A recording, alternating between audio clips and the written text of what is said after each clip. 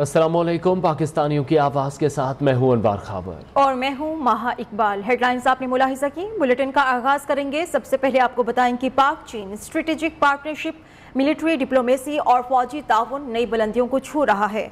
Army chief general Qamar Javed Bajwa की जेर सदारत वफाक की क़यादत ने 9 से 12 जून तक चीन का दौरा किया है।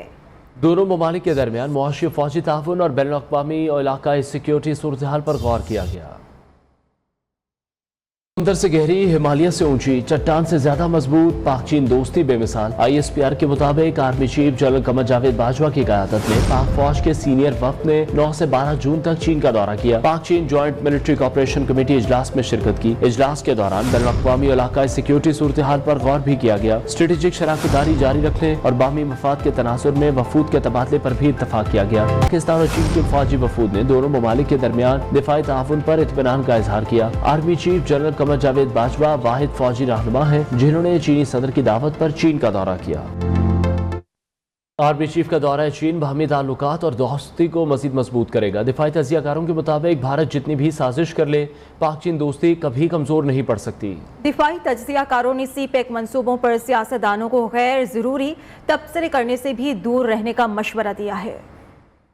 न्यूज़ से खुसूसी गुफ्तगू में ब्रिगेडियर रिटायर्ड हारिस नवाज ने कहा, पाक चीन दोस्ती लाजवाल है। कोई मुल्क जितनी भी साजिश कर ले, इस दोस्ती में दरार नहीं डाली जा सकती। पूरी कौम की एक ही आवाज है, CPEC मंसूबों को मुकम्मल सपोर्ट करना है। इस सिलसिले में कोई कोताही के मुतहम्मिल नहीं हो सकते।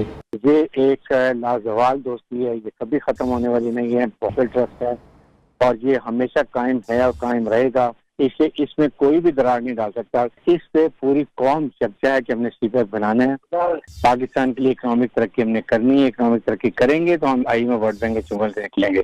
ब्रिगेडियर महमूद शाह ने गुफ्तगू में कहा, आर्मी चीफ का दौरा स्ट्रेटेजिक एतबार से बहुत अहम है। इससे मंजरनामा तब्दील होगा। CPEC मंसूबे मुल्की तरक्की के ज़ामिन है। इस मामले पर सियासत भी नहीं चमकानी चाहिए। सियासतदानों को इस हवाले से एहतियात बरतना चाहिए। तो मुख्तलिफ पॉलिटिकल पार्टीज को ये समझना चाहिए, जो मुल्क का दिफा है या जो स्ट्रेटेजिक ताल्लुकात है वो पार्टी पॉलिटिक्स से ऊपर होते हैं। वो पार्टी पॉलिटिक्स का उसमें कोई अमल दखल नहीं होता। दिफाई तजियाकारों का कहना था कि पाक फौज ने स्ट्रेटेजिक एतबार से अहम कामयाबी हासिल की है। अमरीका की तरफ से भी कोई दबाव आए तो उसे खातिर में नहीं लाना चाहिए। पाक फौज का जवान वतन पर कुर्बान। शुमाली वजीरिस्तान के इलाके दत्ता खेल में दहशत गर्दों के साथ फायरिंग के तबादले में पाक फौज के जवान ने जाम शहादत नोश किया। ISPR के मुताबिक इलाके में दहशत गर्दों के खात्मे के लिए क्लियरेंस ऑपरेशन जारी है।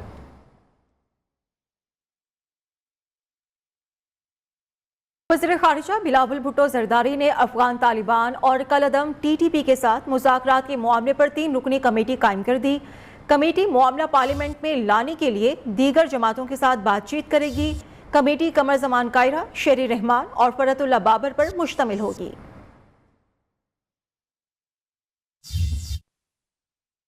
वज़ीर आज़म शहबाज शरीफ का कहना है, साबिक हुकूमत के मुकाबले में बजट नुमाया बेहतरी दिखा रहा है। नौजवानों को तालीम के ज़्यादा मौक़े फराहम किए गए हैं। बलूचिस्तान को ख़ास तौर पर अहमियत दी गई है। अमीरों के गैर पैदावारी असासों पर टैक्स लगा दिया है।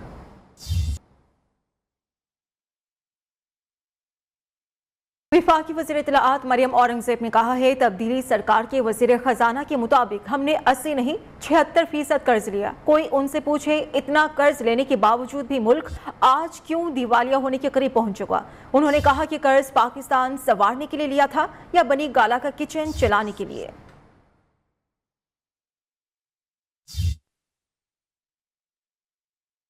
स्पीकर पंजाब असेंबली चौधरी परवेज इलाही का कहना है, कल के बजट इजलास होने या ना होने का इन्हिसार मुस्लिम लीग नून के रवैये पर है। हमजा नहीं, सूबा पुलिस चला रही है। पंजाब को पुलिस रियासत बना दिया गया है। उन्होंने कहा, चौधरी शुजात के साथ कोई मसला नहीं, सब ठीक हो जाएगा।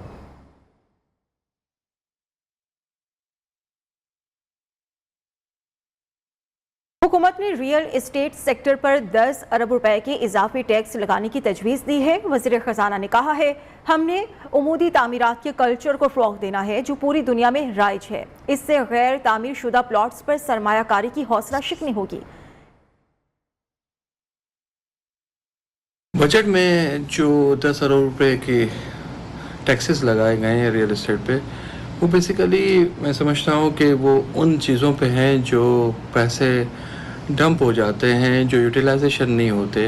हमारा कहना है कि जो कंस्ट्रक्शन एक्टिविटीज़ है उस पर तवज्जो दी जाए, उसके मसाइल को हल किया जाए, और हम खुद भी गवर्नमेंट के साथ चाहते हैं कि कोई ऐसे सिलसिले हों जिसमें हम चीज़ों को बेहतर कर सकें हुकूमत के लिए।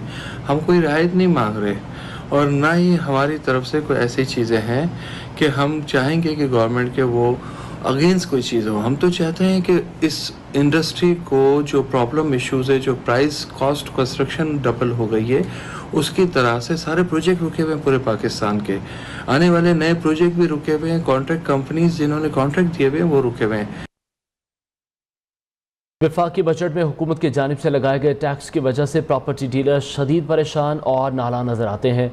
उनका कहना है प्रॉपर्टी का कारोबार पाकिस्तान के बड़े कारोबारों में से एक है, और अगर ये मुतासिर हुआ तो इससे जुड़े कई दीगर कारोबार और रोज़गार भी मुतासिर होंगे। टैक्सेस बढ़ाए हैं, फिक्स टैक्स इसमें बढ़ाया गया, एडवांस टैक्स बढ़ाया गया, उससे ये है कि हमारी मार्केट पे काफ़ी फ़र्क पड़ा है और मार्केट स्लो हो जाएगी। जिससे अगर हम कंस्ट्रक्शन की बात करें तो कंस्ट्रक्शन भी जो है वो काफ़ी स्लो हो जाएगी, क्योंकि इससे ये है कि टैक्स बढ़ने से क्लाइंट कम होएगा। जब से ये बजट आया है और इन्होंने रियल एस्टेट पर जो टैक्सेस इम्पेक्ट किए हैं, उस वजह से ओवरऑल जो बड़ी मार्केट है वो बहुत ज़्यादा इफेक्ट हुई है। गवर्नमेंट ने बजट पेश किया है, उसकी वजह से रियल एस्टेट पे बड़ा बैड इफेक्ट हुआ है, जिसकी वजह से फाइलर जो है वो उस पर 2% और नॉन फाइलर है उसके ऊपर 5% लगा दिया उन्होंने। तो बजट इस गवर्नमेंट ने पेश किया है, ये बजट तो रियल एस्टेट के बिल्कुल अगेंस्ट है।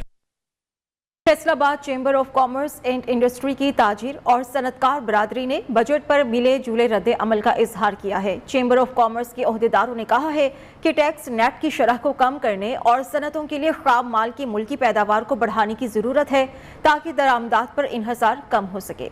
ओहदेदारों ने क्या कहा है, आइए मुलाहिजा कीजिए।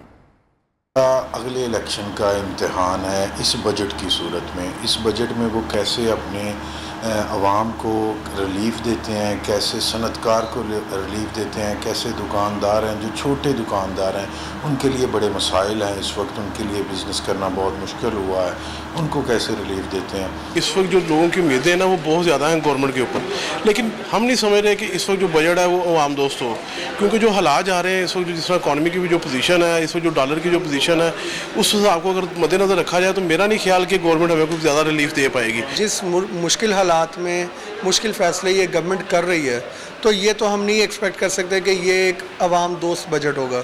नो डाउट अगर आप चेक करें इन्फ्लेशन का जो रेट है आने वाले वक्तों में ये 18% तक टच करने जा रहा है। उसके अंदर पेट्रोल की प्राइस, बिजली की प्राइस, गैस की प्राइसेस, गैस की शॉर्टेज, बिजली की शॉर्टेज, इन सारी चीज़ों को क्यूमुलेट करें तो एक आम बंदे की ज़िंदगी के ऊपर बहुत बड़ा महंगाई का तूफ़ान आने वाला है। वापस आएंगे इस ब्रेक के बाद। हमारे साथ जुड़िए। अब तक के लिए इतना ही। हर नई बात जानने के लिए देखते रहिए न्यू न्यूज़।